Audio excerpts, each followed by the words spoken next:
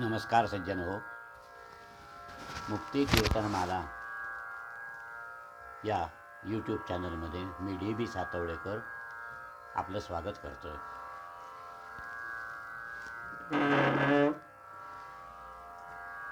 आजचा व्हिडिओ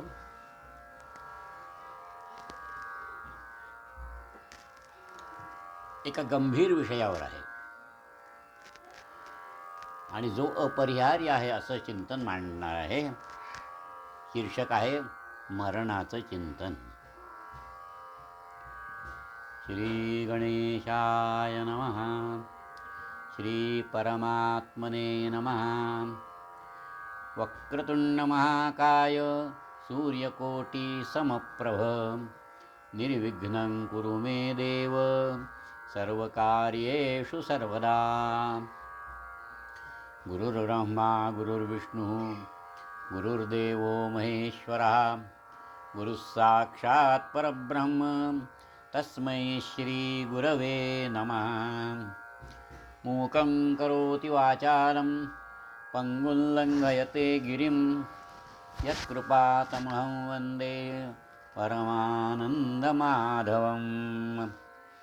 पुंडलीकवरदा हरिविठ्ठल श्री ज्ञानदेव तुकाराम.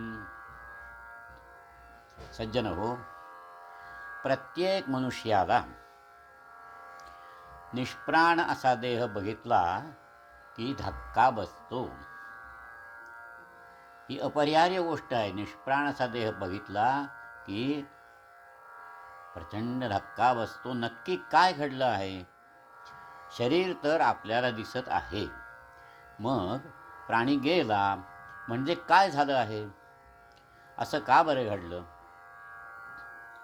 गमतीनं असं उत्तर देता येईल की प्राणी का बरं गेला, तर आला होता म्हणून गेला. हेच या प्रश्नाचं उत्तर आहे. उपदेते नासे नासले पुनरपि दिसे हे घटिका यंत्र जैसे परिभ्रमे गा. स्वामी स्वरूपानंद म्हणाले, काळाग्नीच्या मुखी घातला हा लोण्याचा कवळ. काळाग्नीच्या मुखी घातला हा लोण्याचा कवळ. पंख पाखडी माशी तोवरी संपे याचा खेळ. आपल्या संस्कृतीनं एक अशी कल्पना केली आहे की आपल्याला या व्यतिरिक्त दुसरी कल्पनाच करता येणार नाही. आपण जे कपडे घालतो ना, ते कालांतरानं उसवतात, फाटतात. आपण पुन्हा पुन्हा शिवणी घालतो, रफू करतो, उत्तम साबण लावून धुतो. पण एक वेळ अशी येते की कपडा दुरुस्त करणं शक्य राहत नाही. आणि अशा वेळी आपण काय करतो? पहिला कपडा सरळ टाकून देतो आणि नवीन कपडे वापरायला सुरुवात करतो.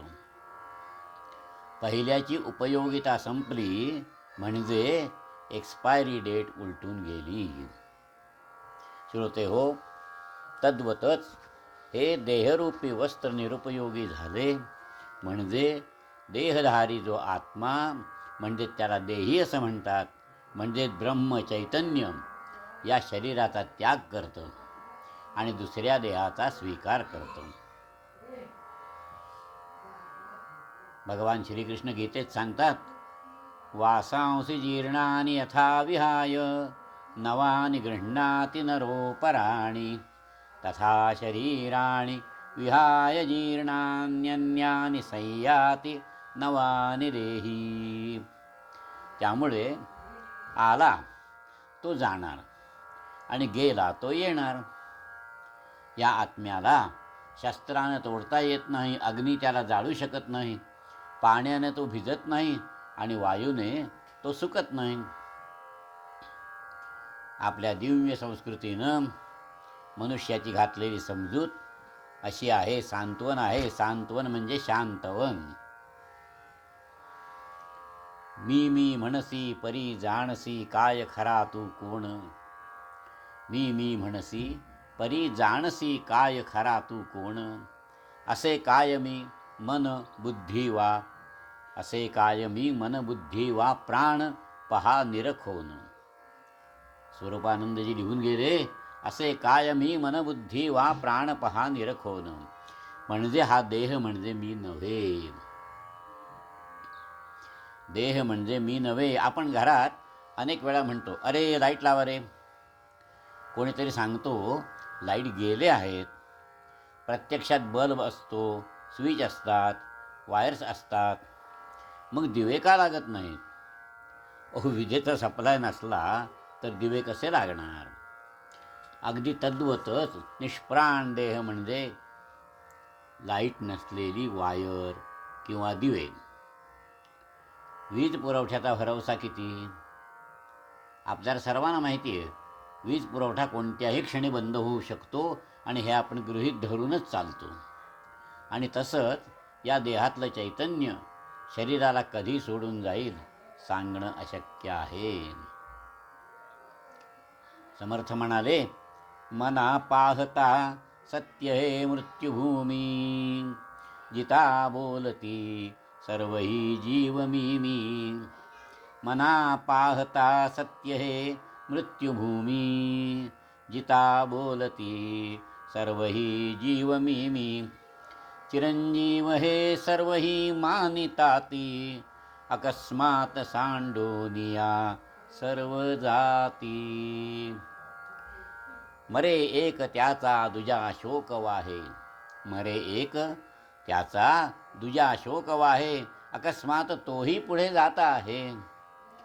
पुरे ना जगी लोभ रे क्षोभ त्याते, आणि म्हणून जगी मागुता जन्म घेते. तो देह धारण करणारा आत्मा आहे कसा? अजन्मा आहे, अमर आहे. न जायते म्रियते वा कदाचित, नायं भूत्वा भविता वा न भूयः. अजो नित्यः शाश्वतोऽयं पुराणो, न हन्यते हन्यमाने शरीरे. देह रक्षणाकारणे यत्न केला, परी शेवटी काळ घेवून गेला. देह रक्षणाकारणे यत्न केला, समर्थ म्हणाले, परी शेवटी काळ घेऊन गेला. करी रे मना भक्ती या राघवाची, पुढे अंतरी सांडी चिंता भवाची. मनुष्य म्हणतो ना, माझा पाय दुखतोय, माझं डोकं काम करत नाही. म्हणजेच श्रोते हो, डोकं म्हणजे मी नव्हे, पाय म्हणजे मी नव्हे, माझ्या पोटात दुखतंय याचा अर्थ पोट म्हणजे मी नव्हे. हे शरीर माझं आहे असं म्हणणारा कोणीतरी वेगळा असायला हवा. आणि आपली संस्कृती सांगते तोच आत्मा, तेच चैतन्य, तेच ते परब्रह्म, आणि तोच तो पांडुरंग. मडक्यातलं आकाश मडकं फुटलं की बाहेरच्या आकाशात सामावलं जातं, विलीन होतं. तसंच या देहातलं चैतन्य निरुपयोगी अशा शरीराचा त्याग केल्यावर मूळ स्वरूपात विलीन होतं.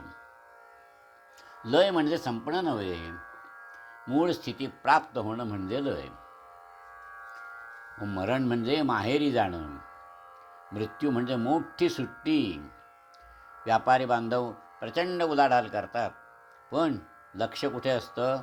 नफा आणि तोटा किती होतो इकडे. मरण म्हणजे ऑडिटचा दिवस, जीवन व्यवहारातला नफा तोटा कळण्याचा क्षण. जर एखाद्याला वर मिळाला ना की तू कधीच मरणार नाहीस, वर मिळाला तू कधीच मरणार नाहीस, तर काय होईल? एक क्षण असंच वाटेल की पुरे आता कंटाळा आला. मरण म्हणजे सौभाग्य. मृत्यूच्या जाणीवेनं मनुष्याने सावध व्हायला हवं. मनुष्य कसं जगला याची परीक्षा असते ही. शेवटच्या क्षणी जाणीव हवी की जन्मभर मी माणसासारखा वागलो, जन्मभर मी माणसासारखा वागलो. आहार निद्रा भय मैथुनंच सामान्यमेतत् पशुभिर्नराणां, धर्मो हि तेषां अधिको विशेषः धर्मेण हीनः पशुभिः समानः. पशु आणि मनुष्य यात फरक काय? पशु आणि मनुष्य यात फरक आहे ना. कोणता? पशु दुसऱ्यासाठी काही करू शकत नाहीत. फक्त स्वार्थच मी जर जाणत असेन तर माझ्यात आणि पशुत फरक काय? सज्जन हो, या सगळ्या विचारमंथनातून तात्पर्य एकच, आणि ते एकच म्हणजे एक प्रार्थना आपण म्हणूया आणि आद्य श्री शंकराचार्य रचित एक स्तोत्र निर्वाण षटकम म्हणूया आणि विरोध घेऊया. हीच अमुची प्रार्थना अन हेच अमुचे मागणे. हीच अमुची प्रार्थना अन हेच अमुचे मागणे. माणसाने माणसाशी माणसा सम वागणे. माणसाने माणसाशी माणसा सम वागणे. भोवताली दाटला अंधार दुःखाचा जरी. भोवताली दाटला अंधार दुःखाचा जरी. सूर्य सत्याचा उद्या उगवेल आहे खातरी. तोवरी देई आम्हाला काजव्यांचे जागणे. माणसाने माणसाशी माणसा सम वागणे. धर्म जाती प्रांत भाषा द्वेष सारे संपू दे. धर्म जाती प्रांत भाषा द्वेष सारे संपू दे. एक निष्ठा एक आशा एक रंगी रंगू दे. अन पुन्हा पसरो मनावर शुद्धतेचे चांदणे. अन पुन्हा पसरो मनावर शुद्धतेचे चांदणे. माणसाने माणसाशी माणसा सम वागणे.